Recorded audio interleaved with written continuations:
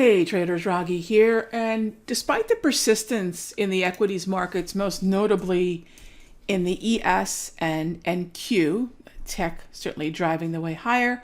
You might recall last Tuesday, almost a week ago, in these free videos, I discussed the fact that the NQ is the most bullish of the four indices, and this is the one that I would exclusively focus on to the upside on pullbacks. Well, there's a couple other markets that are in uptrends too, and they have nothing to necessarily do with stocks, but everything to do with sort of the risk environment. And they're generally thought of as shorts if equities are moving higher. And yet I don't believe that's necessarily true. And that's going to be looking at the long position in gold and looking at the long position in the 30-year bond.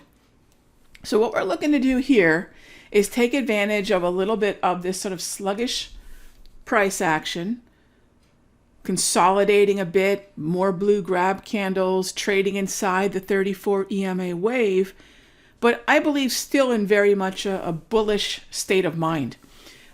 Expecting lower yields, maybe not negative, that is true. I like the long side of the bonds.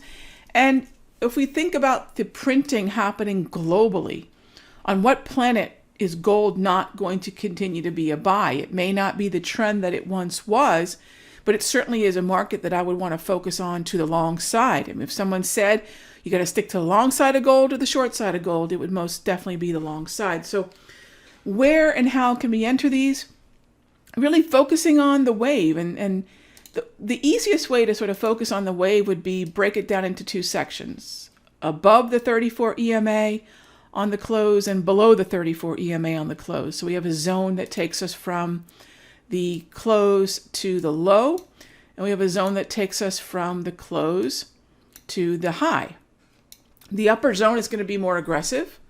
I will tell most folks, as you've heard me talk about before in previous videos, focus on, for example, GLD calls or GC calls in that upper zone, and then you can focus on the underlying MGC, GC futures as we're in the lower part of the zone. And the same could be said for bonds. You know, break it up in such a way that you can manage risk from the area of entry that's further from the stop. That's your higher risk entry, not because it's lower probability, but because it's just further away from the stop, right?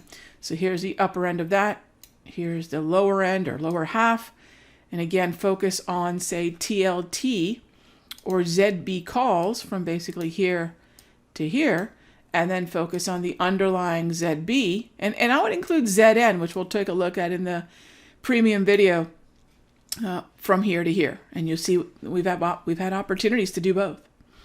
So in the premium, we'll talk about some of the alerts that have gone off in, let's see, about 4 of our markets, 2 that I'm willing to refire in terms of re-entry, and what it is we could see going further into our bean trade, into just some of these ag unwind trades, and a few things I'm looking at for Mexico, Brazil, and the Mexican peso futures contract, as well as the Canadian dollar. A whole lot of interesting things happening by way of currencies and even countries that we can trade either via the ETFs or the futures contracts. All right. I'll see you in the next update.